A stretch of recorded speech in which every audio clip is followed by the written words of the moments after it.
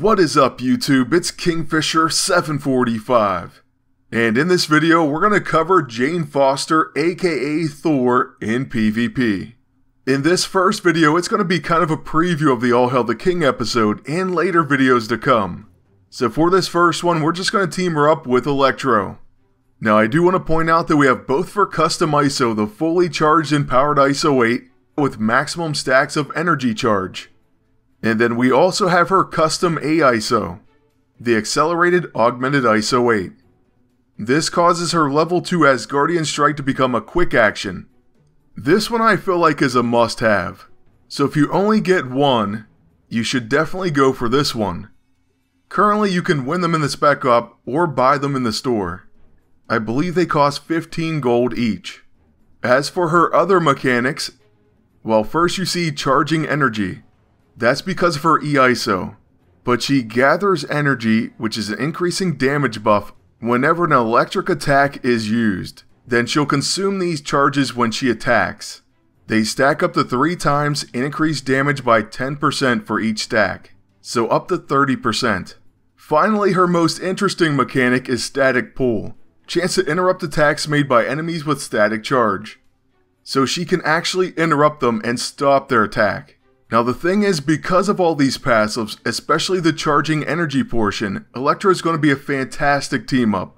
His level 6 supercharge is going to make all your allies gain live wire, so their attack types become electricity in addition to the other types.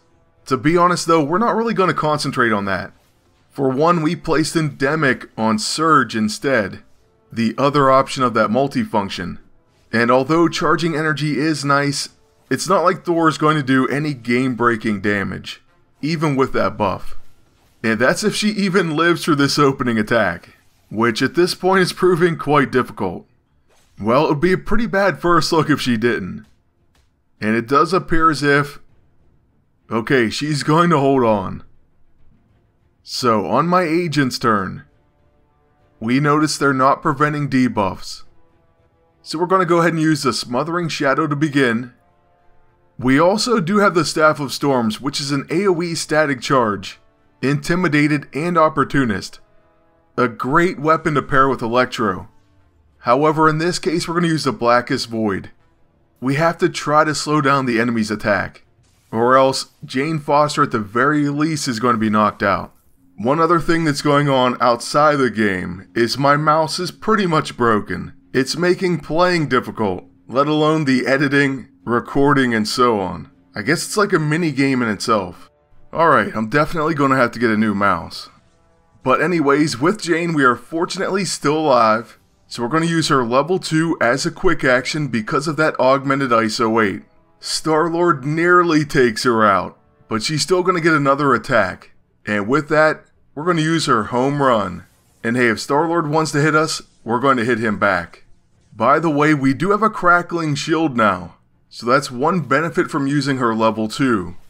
It actually absorbs quite a bit of damage, and it's applied to your entire team. So in all, it's pretty awesome, I have to admit. Here you're going to see exactly how resilient that shield is. So look at that, the Grace Node also does no damage. Besides that, the shield also deals electricity damage to melee attackers. Now with Electro's first turn, we're going to use Primed and Ready, followed by our Surge, which has Endemic. This is provided by the Ailing AISO. So what this will do is it suppresses most effects that prevent or remove debuffs. After that, of course, Electro is a seriously heavy hitter. So we're going to try to use his level 9, Fry, and hopefully knock out Spitfire. He's got some buffs, so this should be pretty impressive, as long as we end up hitting her. So here it goes. A 39k crit. Now that's a big first attack. After that, with my agent, we do have the Staff of Storm, so we could use the Terrifying Storm. That places Static Charge, Intimidated, and Opportunist. But instead, we're going to use a Light Fantastic and heal Thor. Don't get me wrong, I really want to put Static Charge on the enemy, that way Thor can interrupt some attacks. Unfortunately, we don't get to see that too often. When it does proc, it's incredible, but of course it depends on random chance and luck. Speaking of that debuff, that's what our level 1 does. It'll apply static charge. So we're going to use that on the enemy agent. It'll right away cause chain lightning and static charge damage in addition to his other dots coming up. But he does end up living. And with his attack he ends up using the Ionic Devourer. So that was really unfortunate. But hey, at least we already got our heal from the Light Fantastic. On Electro's turn, we pretty much can choose who we want to take out with his Fry. And so we'll do another 30k to Star-Lord. So far so good, I have to say. This team is definitely performing. Oh, and remember that Ionic Devourer? Well, we have it too, so we'll use it right back on him.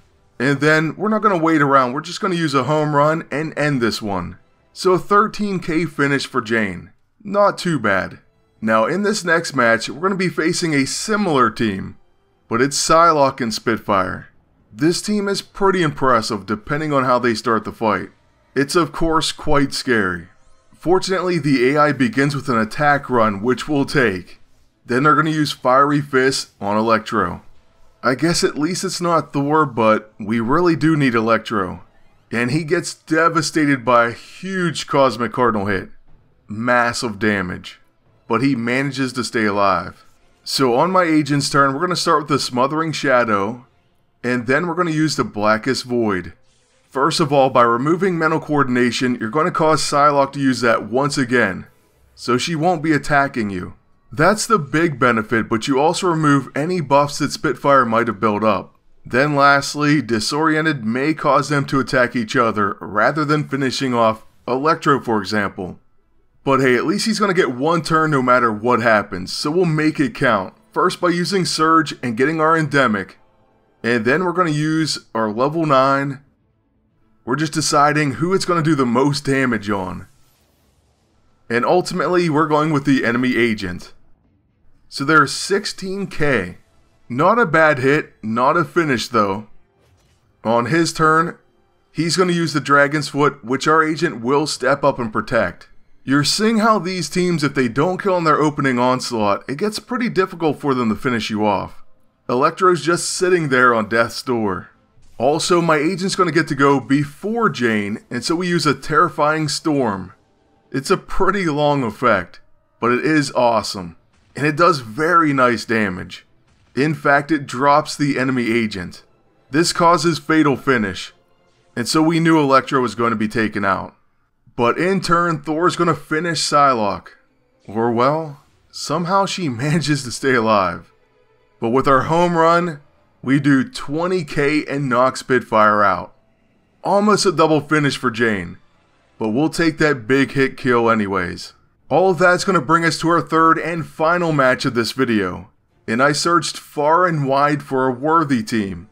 They kept giving me Spitfire variation after Spitfire variation. So this is the best I could do, but I did want to mix things up at least for this video. So it's Angerer and Null. Better than nothing.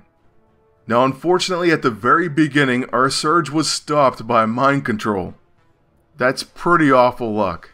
We can't really debuff the enemy team, so we're just going to go for the biggest hit we have, and that's a Fry on Null. 7k still isn't a bad opening hit. The enemy agent though is going to use Warm Zephyr right away and heal back a bit of it. Then Smothering Shadow is basically wasted on us. We do have Warding Essence.